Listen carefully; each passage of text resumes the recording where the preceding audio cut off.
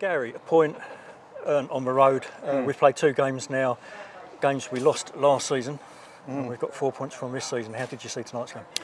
Yeah, I mean, look, I wasn't pleased with the first half showing. Didn't think we started anywhere near bright enough. I'd shared with the players, so it was no surprise what we were going to get. We knew we was going to get a reaction from a real disappointment for them on Saturday. He obviously made 3 changes which obviously shook the pack, and we just never got to grips with the first ball or the second ball really well enough tonight, and well, at least first half. And I just felt we were arriving, or we were a yard too late, or the separation between the 3 units was too great. We isolated Frank too much. Just everything about the first half display I just didn't like. And I shared that with the chaps at half time. I didn't think I'd be this early in the season and need to get as animated as I did, but it was required. I do still feel we're a work in progress. I've not really emphasised that or spoke or used it as an excuse, but we had a real messy pre-season, Chris. I said that I think it was after the first game, might have been the last game, but really troubled, really challenging, really testing in terms of personnel availability and injuries, and we've struggled really to get any continuity and fluency in shape and selection, but we'll get better. There's no question we'll get better.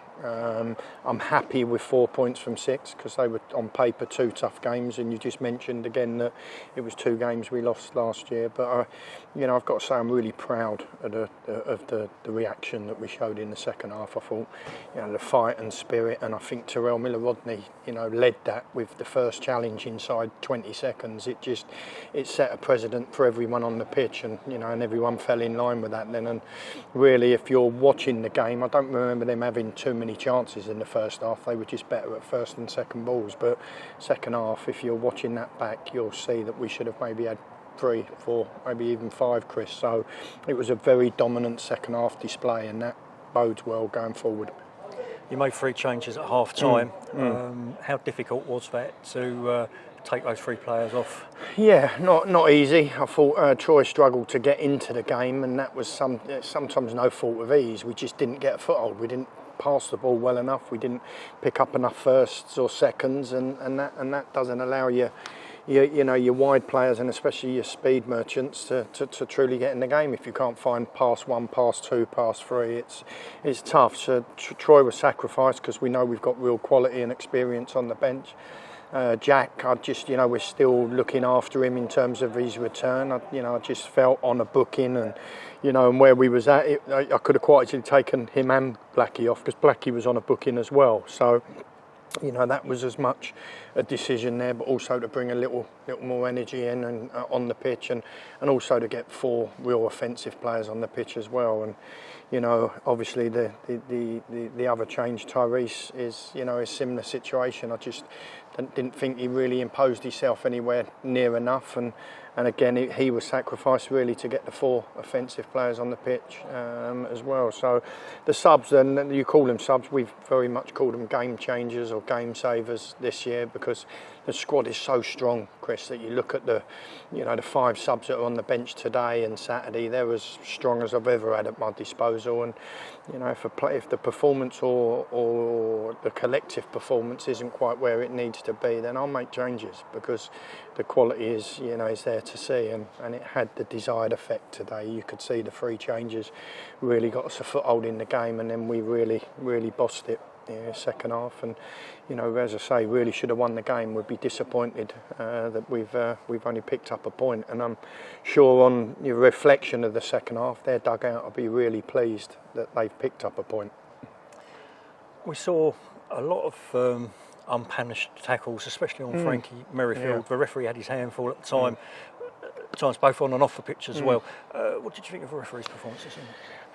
In general, I get on quite well with that ref. I think he's still learning his trade. I think he's quite young in his time, and it was a pretty physical and full-on game, and there was plenty of physical contact. I don't think he quite got it right every time, but it was a difficult game to manage. I think it was, and difficult game for any official to manage. But Frank is a is sometimes a player that is too strong for his own good. You know, he sometimes could earn us an awful lot more. He gets contact, he gets manhandled, he gets grabbed, he gets dragged, and Saturday was the same.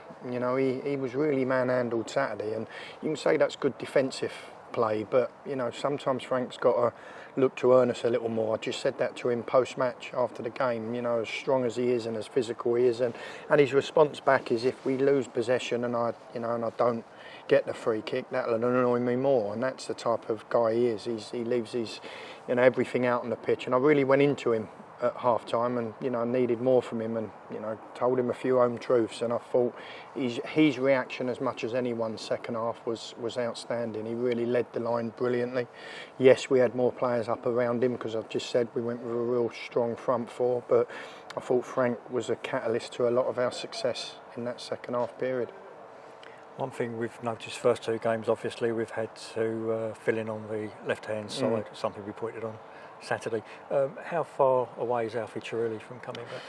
He's still in a strength programme at the moment. He's still looking to strengthen his groin. He's not out on the grass yet. Jazzy, all being well, will be back out on the grass in the next, hopefully Thursday. He's got a few tests to do, but hopefully he'll be back out Thursday. But Alfie's is going to be a little longer in terms of his recovery, because he's been advised to really strengthen all the areas around that groin tendon that he's still having problems with, and he's really committed to that at the moment. He's really putting it all in. I'd like to think within the next week to 10 days we will hopefully see him stepping it up and getting out on the grass, you know. And Ben Stewart similar, he's maybe a little bit longer in regards. He's had to have an inflammation injection in his knee, and he's still in the process of letting that recover, and he's still 3 or 4 weeks away, I would say, maybe a little longer, I'm not sure. But you know, we'll hopefully welcome Jazzy back, but Alfie maybe a couple of weeks, and who knows, Ben maybe double that. But you know, we've still got a very strong 16, 17 players at the moment, Chris, and you know, it's up to them to pick up the mantle and look after that left side for us, which they're doing admirably. And we move on to Culshorten Athletic away on Saturday. It's another game we lost there last season. What are your thoughts going into that one? Lots of energy, lots of enthusiasm, lots of endeavour, lots of quality. You know, Pete always gets his teams right up for it, so we've got another tough game. It's another game that we lost last year, as I've mentioned, and we was in a great position at half-time over there, so we'll need to be at our best. And we've had a tough game tonight, so it'll be looking after the chaps on Thursday, getting them prepared, getting them ready, and making sure they're aware that it's as tough a fixture as the first two. Gary, thanks very much. You're welcome, Chris.